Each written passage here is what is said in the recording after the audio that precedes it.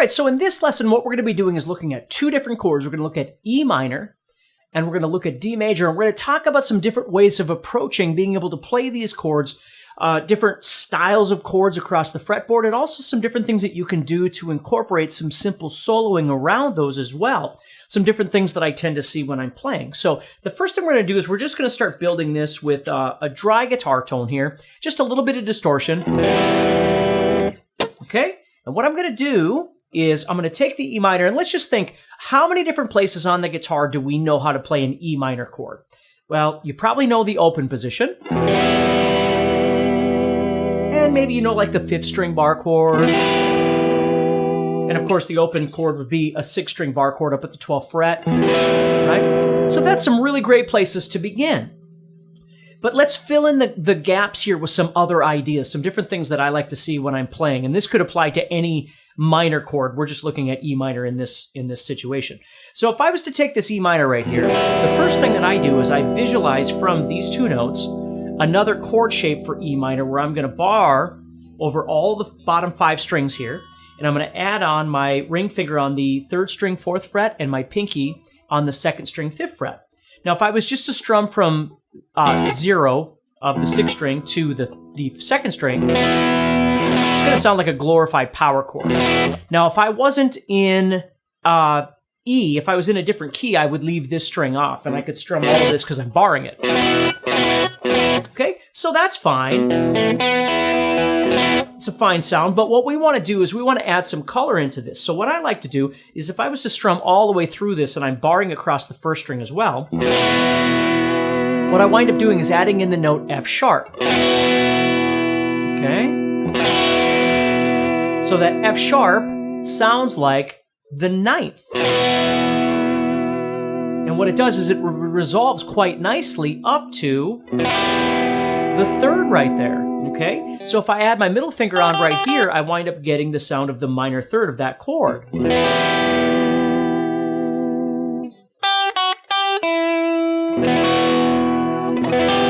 See? Now, I don't have to play that whole chord shape. I might just play a couple of strings.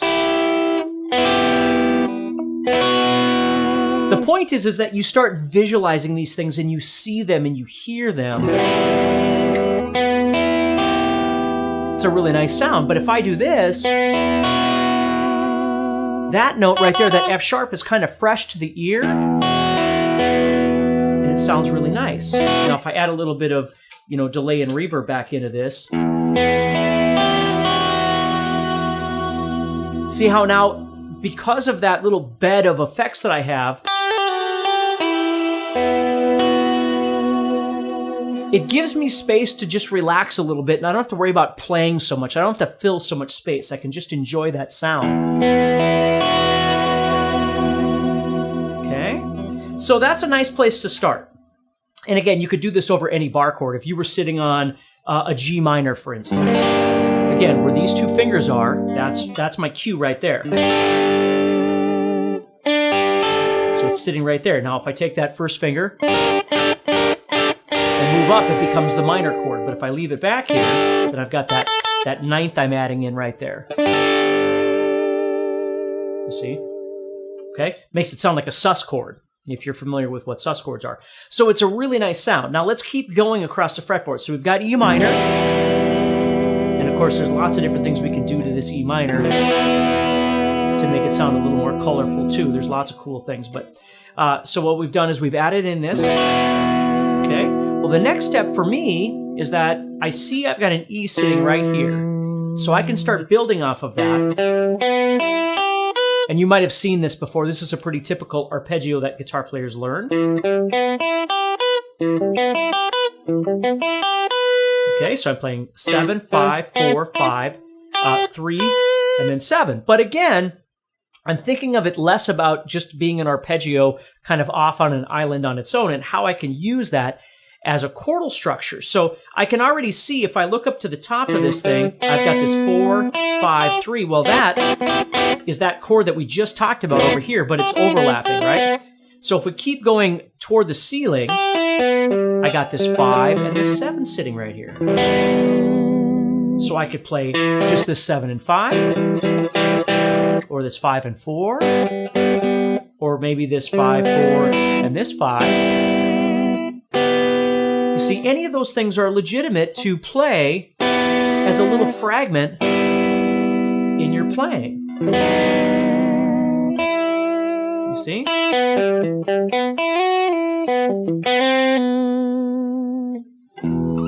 So if you think about it, now if I add that back in, I'll add a little delay and reverb. See how cool that sounds? I'm visualizing those notes and then playing the scale that surrounds it.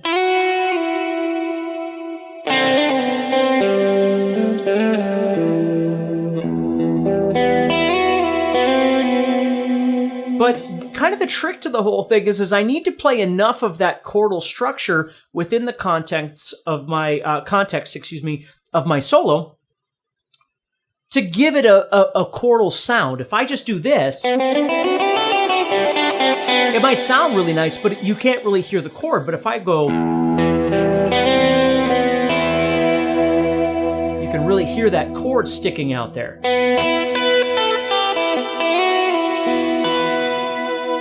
You see, it's got a really nice sound to it.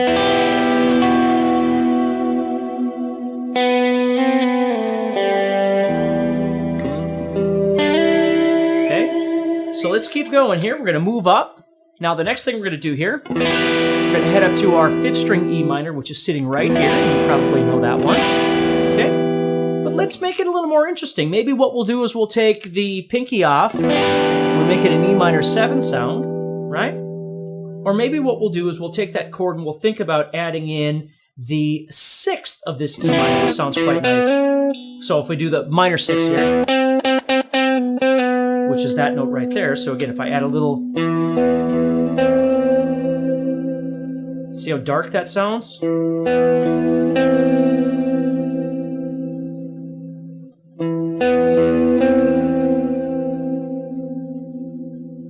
See, it sounds really nice, doesn't it?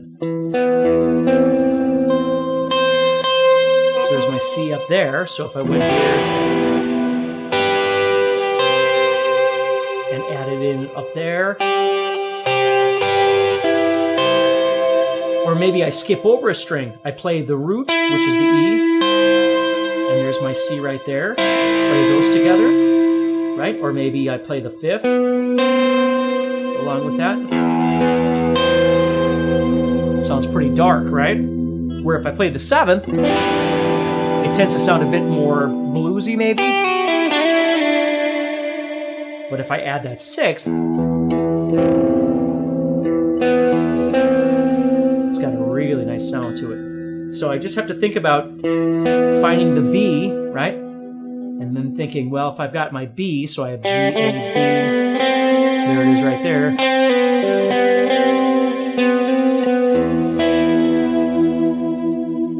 Okay, so that's another place we can go. Okay, let's keep going. So if we move up again from here, okay, we're going to move up. Now it's going to have more of a power chord sound at this point, right? So we've got 9, 9, 12, 12.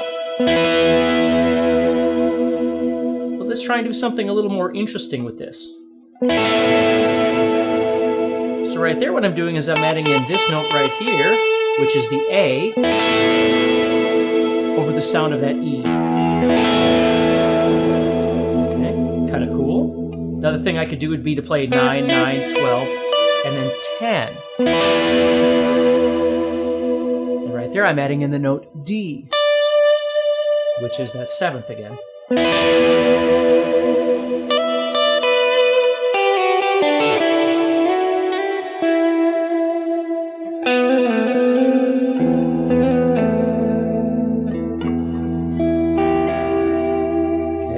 And then that'll lead us back up again into our E minor sitting up here.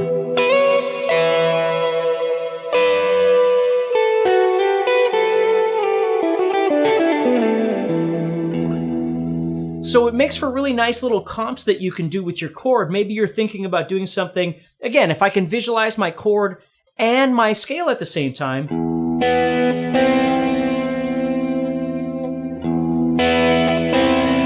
it's over in E minor, so it's going to sound quite dark right now.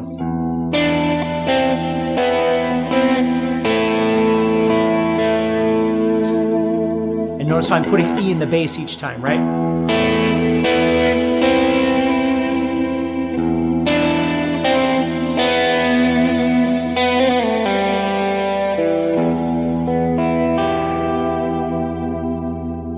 So you don't really have to worry so much about having to play in time at this point. You can just kind of explore the sounds, but instead of going, you know, with your scale, think less about just playing that scale and more about trying to play something that's based off the chord.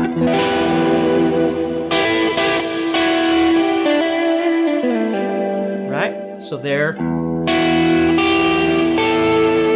So I know right here, I've got my root and my minor third, which makes the sound of that E minor right there. But if I drop down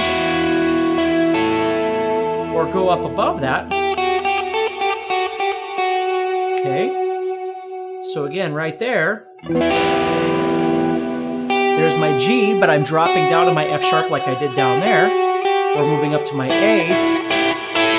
You can get some really nice sounds around that chord, or around that note.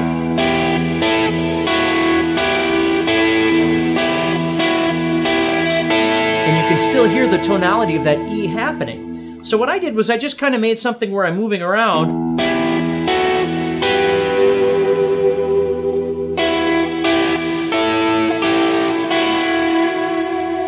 Right? And it still has the sound of that chord happening.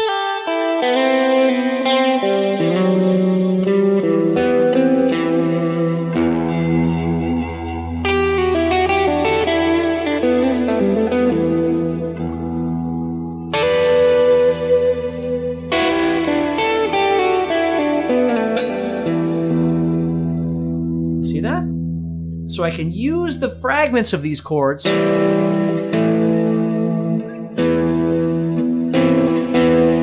that cool? So I'm going from 5 to 7 to 9 and 10 there.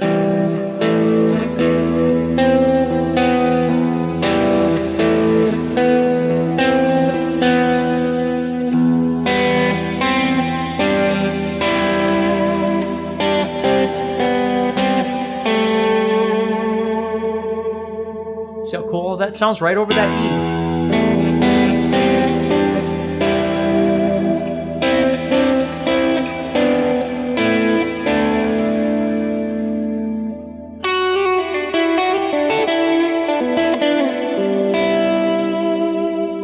And then of course this, I just love this sound. And it can always resolve, but you don't have to resolve it.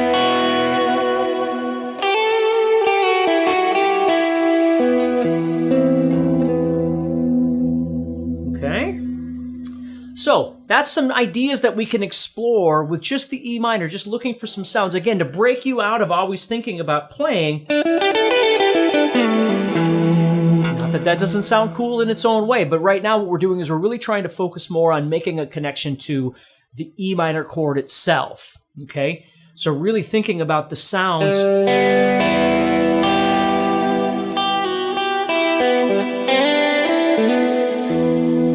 Okay, so I'm always pushing myself to something that it might move away from the chord, but then it comes right back. So there's something, and if that's moving, something else is trying to make a connection.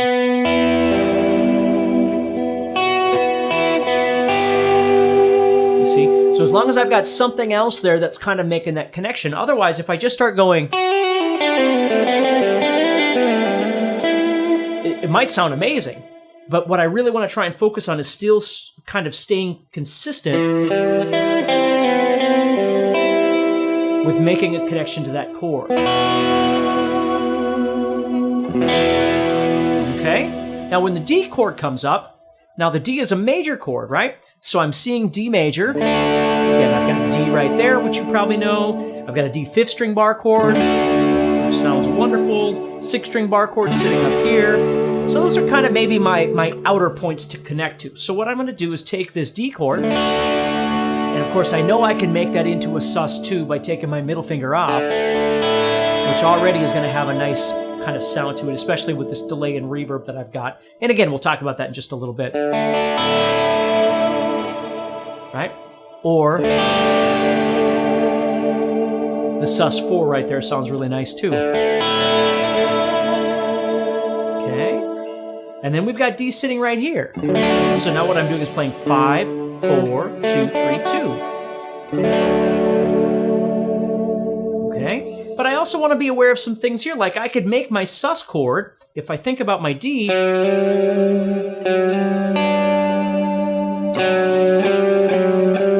right? Because I'm adding in the G right there. So it's like a sus4. So that sounds kind of neat.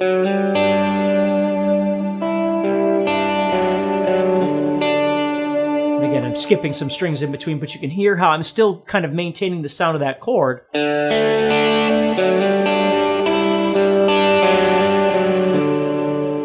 Okay, move up to this D. Okay, we're right up here. Of course, we've got our D sus2. We've got our D sus4. Okay, but the 6th also sounds really nice up here. So if I was to add in the note B, over that D. Sounds really nice. Okay.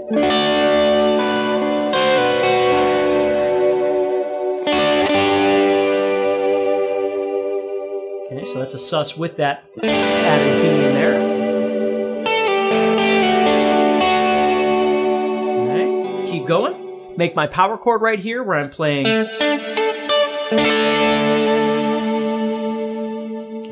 Move up to this D. Okay. And when I'm up here, I like to see the scale sitting there.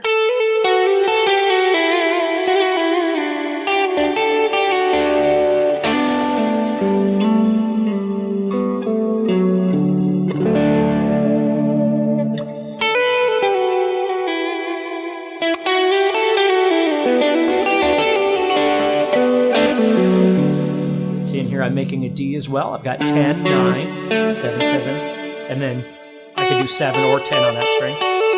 But I love to add in that.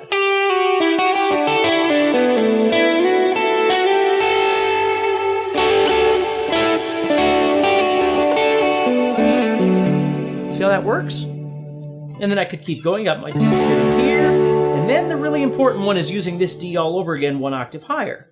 So I've got D sitting here. So if I go up and do 12, 14, 15, and then either 12 for the sus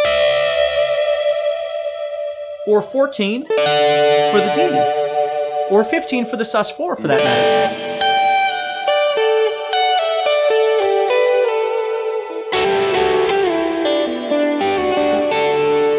And part of the trick to this whole thing is being able to visualize them across your guitar. So if you're in one position and you're playing something that you really like, you know, maybe I'm up here and I've got D.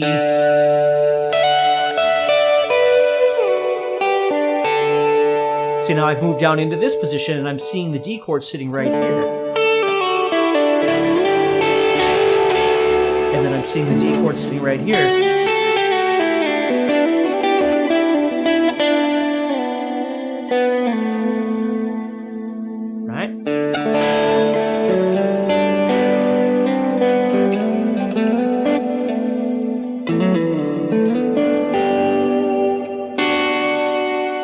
So part of what you want to really spend some quality time is learning how to visualize those. And you can just use one chord to begin with.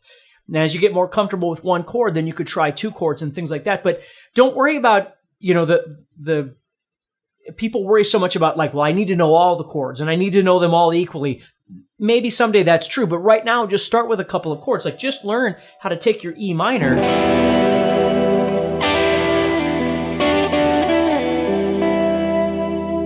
and just learn how to make some cool sounds.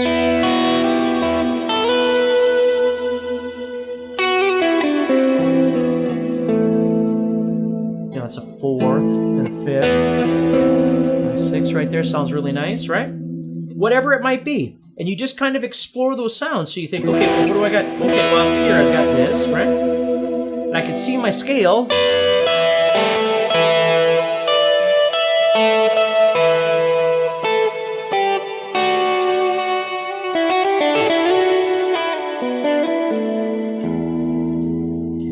Wherever it might be. even if you move up into this area here, which is your minor pentatonic, you got to think, what can I do that's different, right? Well, we already talked about this note right here, which is the F sharp. We looked at that down here. The F sharp adds that ninth sound. So a lot of times what I'll do is take my pentatonic and at the very least I'll substitute, instead of playing G, I'll play that F sharp. There it is again. And it changes up the sound of that pentatonic.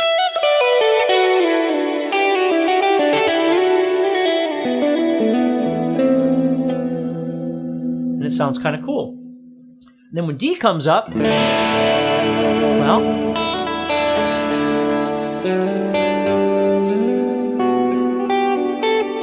so right there, what I'm thinking about is I'm moving up into this D, into the sus, and then I'm going to move up into this D, right? Moving up here, and this D. So I'm seeing this D and this D sitting right there, and I'm playing the pentatonic inside there.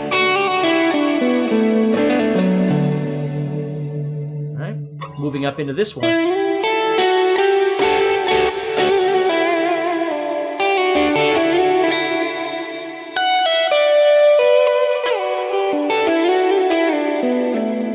Now, if these two chords were being played together, like the little demonstration I had in the beginning, if I was going from E minor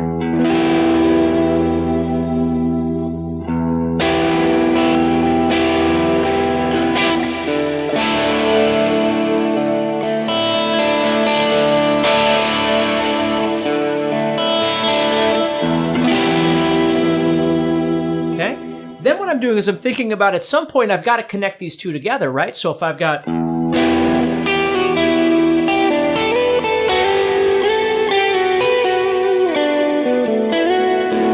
like that right there,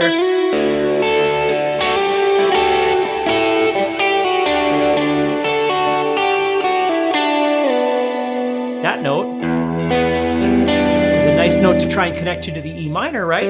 Because it's part of the E minor there. So I could drop down to that, right? That's the F sharp, or excuse me, the B.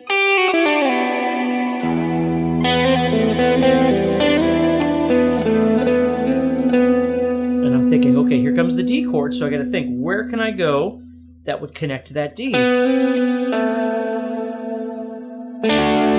Right? Any of those notes. Any of those notes would be just fine. And even if I added in that sixth, any of those notes would have been a great place to target as that D is coming. So I have E minor.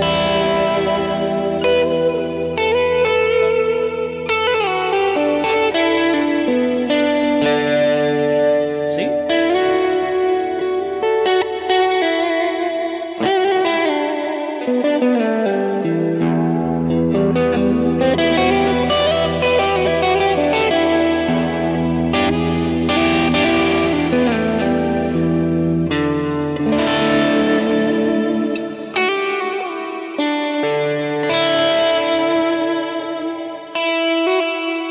Right here, I got to think, okay, well, here comes E minor. Right? Where could I go from there? Well, right now I'm on D. I know I could drop back to, or excuse me, E,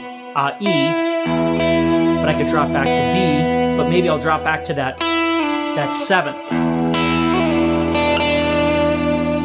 See if I like the sound of that, right?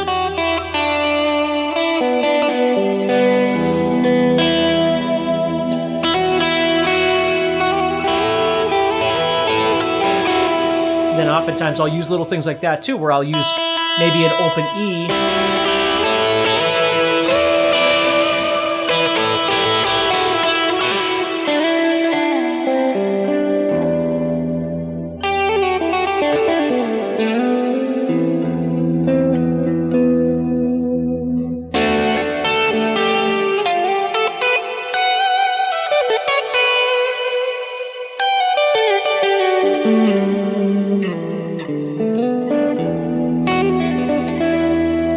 There's lots of really cool ways that you can approach this. You just need to spend some time exploring it. Now, right now, all I'm doing is running a little bit of distortion. What what I like to do is, right now, if I turn this off, my guitar tone's fairly clean. Okay, and I love that kind of sound. So then what I do is on top of that, I add just some sort of maybe a stomp box, just a little bit of distortion, just to kind of push me over the edge a little bit. Right? And then I'll usually go to maybe my single coil pickup in the center, kind of start there. But you can see when it's really dry like this, again, it's great if I'm playing funk or something. But if I'm trying to make something that sounds a bit more ethereal and mysterious, what I want to do is I want to add in some delay and reverb. So what I've got here, you'll hear just a little bit of delay going on there. Okay, not a lot. And then what I'm doing is adding in quite a bit of reverb. What I want you to notice is that it's quite large and it's quite long. Now what I always try and do with my reverb is make sure that it's not louder than my actual signal. Now in this case, I'm pushing it kind of to the limit, so I'm pushing it up about as high as I would ever have it. And in this particular case, it's kind of long too, right? There's quite a bit there, and then that delay just kind of blends in with it very nicely. Okay? And in this particular situation, I'm looking at not really playing fast. I'm really just trying to think about those chords. It sounds really nice.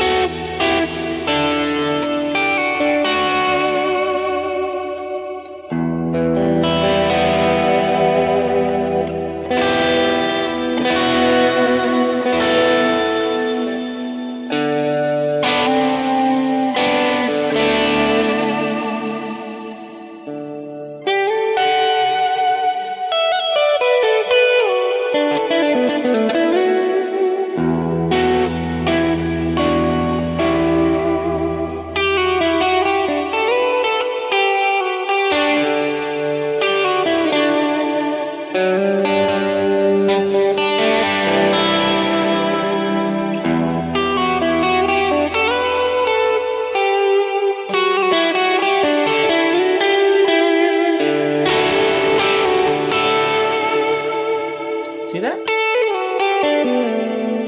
So I might move from here.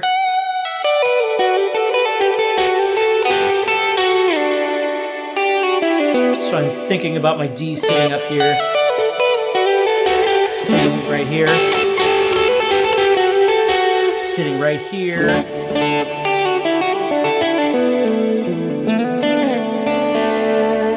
then moving down.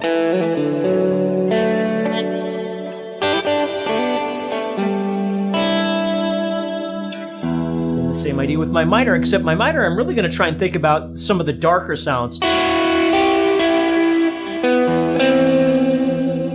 Because they just sound so creepy. I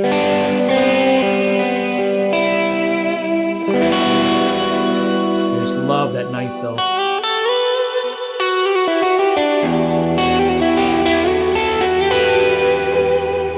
So right there. Climbing up the scale is all I'm really doing there.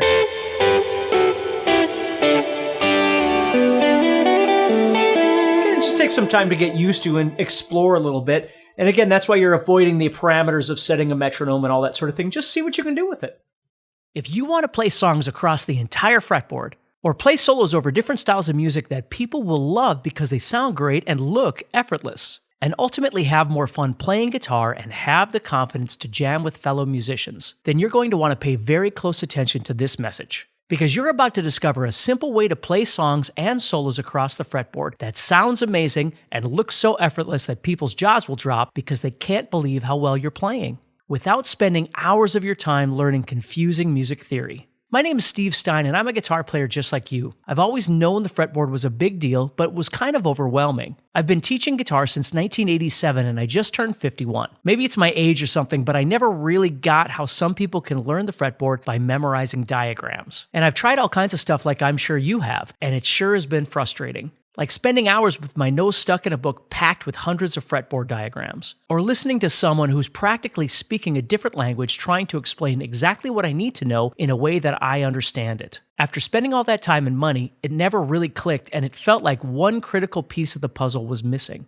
Plus, I've never felt comfortable trusting that I understand or know how to do something without applying it in the real world. I thought there surely must be something easy that helps you to play songs and solos without having to worry about learning every chord and scale. That's when I dug through all my notes and discovered a shocking fact. You don't need to know every chord or how to play all the modes to play the most popular rock, pop, country, metal, or blues songs. You don't need to know how to thread all the scales together to play solos. I realized that you just really need to know triads. A triad is 3 notes that make up prime chords like major, minor, and diminished. When you can see those 3 types of triads on your fretboard, you'll play songs faster than ever before. And you can easily combine them to create solos. Triads are kind of like landmarks on a map. I use them to get from point A to point B on the fretboard, and I know when I play them, they'll sound great because they're part of the chord and work in any key. When I learned triads, my guitar playing improved tremendously because I always knew where to go. I never got lost and wasn't playing the same old scales over and over again. After a while, I started sharing this with some of my private students. They started getting results too.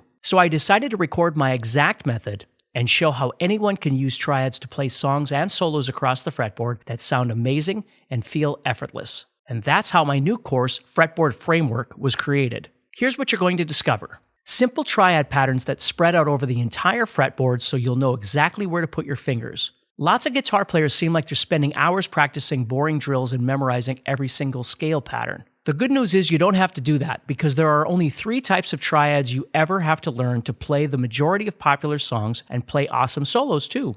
This 2-hour course is completely online and broken down into short, easy-to-digest videos where I show you exactly how to use triads to play songs and solos across the fretboard. The first few videos explain exactly what a triad is and demonstrate how the 3 main types of triads, major, minor, and diminished, allow you to play creative harmonies and melodies. They're also powerful for playing songs because you'll learn new voicings so you won't be stuck playing big, blocky chords and your guitar playing will sound more interesting. You can even use triad arpeggios in your solos to create melodic lines that don't sound like you're just playing a boring scale. I show you where the triads are across the fretboard so you'll know exactly where to put your fingers. In the last half of the course, I show you how to unlock the fretboard with the CAGED system and how to apply everything you learned to play over some jam tracks. This will allow you to really wire triads into your guitar playing and help you see the fretboard in a whole new way. You get lifetime access to my Fretboard Framework course so you can go at your own pace, watch the videos again and again until you're ready for more. The videos are short and easy to understand so you never get bogged down with a bunch of useless information that won't improve your guitar playing. Similar good courses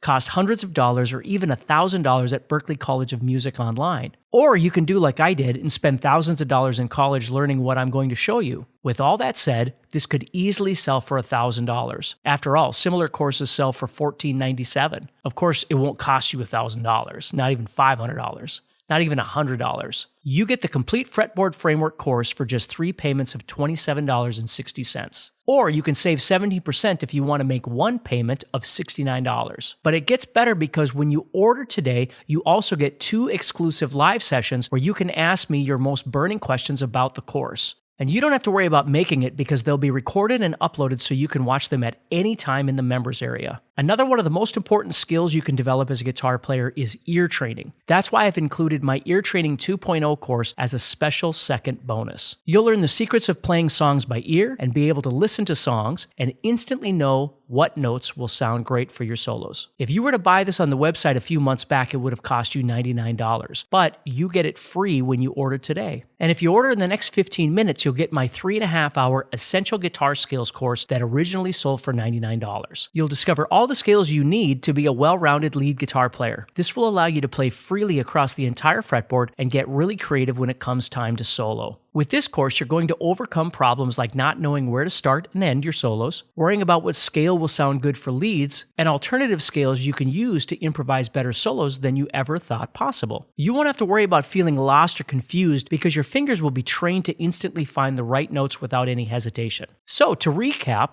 you get my new Fretboard Framework course and all the great bonuses I just mentioned for just 3 payments of $27.60 or 1 payment of $69. And you're protected by our 30-day guarantee. Truly put it to the test for a full 30 days and see if it's right for you. If you don't think it's a good fit, no big deal. Just contact our friendly support team and they'll issue you a full refund or exchange. No questions asked, no receipt required. However, I can only offer this price and bonuses for a short time. After that, the price increases to $199 and the bonuses will not be included. So click the button below and get started today. As soon as you place your order, you'll get a receipt in your email with instructions on how to access the course. You'll also get a spot in the 2 live sessions and immediate access to the Ear Training 2.0 and Essential Guitar Scales bonus courses. If you want a simple way to play songs and solos across the fretboard that sounds amazing and looks so effortless that people can't believe how well you're playing without spending hours of your time learning confusing fretboard diagrams, then you're absolutely going to love Fretboard Framework. And it's simple to get started. You log into the course and watch the first short video, and as you build your skills, you move to the next video, always at your own pace. You can watch and repeat lessons as many times as you need. Remember, this could easily sell for $1,000, but you can have it today for 3 payments of $27.60 or 1 payment of $69. And when you order, you'll also get the 2 live sessions and immediate access to my Ear Training 2.0 and Essential Guitar Scales courses. You'll learn the secrets of playing songs by ear and all the scales you need to improvise solos over any song. The bonuses alone have a $438 value, and you get our 30-day guarantee. But remember, I can only offer this price and bonuses for a short time. After that, the price increases to $199 and the bonuses won't be included. So